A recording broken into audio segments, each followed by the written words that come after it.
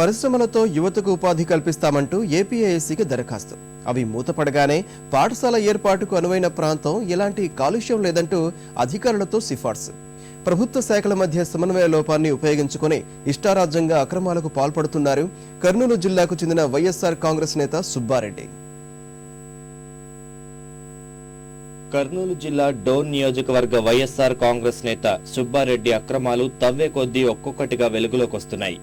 దేవాలయ భూములతో స్థిరాస్తి వ్యాపారం, పరిశ్రమల పేరుతో కారు చౌకగా దక్కించుకున్న భూమిలో వాణిజ్య కార్యకలాపాలు కొనసాగిస్తూ అక్రమాలకు పాల్పడిన సుబ్బారెడ్డి ప్రభుత్వ శాఖల మధ్య ఉన్న సమన్వయ లోపాన్ని సొమ్ము చేసుకుని అక్రమాల పంట పండిస్తున్నారు. పరిశ్రమల కోసం ఏపీఐఎస్సీ నుంచి 8.11 ఎకరాల భూమి తీసుకుని ఇతర అవసరాలకు వినియోగిస్తున్నారు. పరిశ్రమ ఏర్పాటు చేయాల్సిన భూమిలో నిర్మించిన పాఠశాల అనుమతులు పొందడంలోనూ ఏపీఐఎస్సీ, రెవెన్యూ, విద్యాశాఖ అధికారుల్ని తప్పుదోవ పట్టించారు.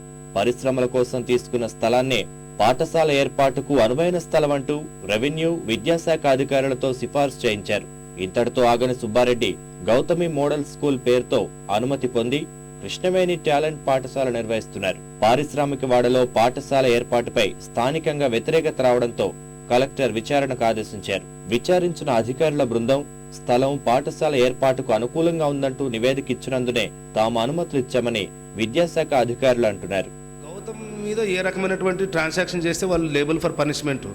మనకు ఓన్లీ ఎంతసేపు గౌతమ్ స్కూల్ మీదనే తిరగాల.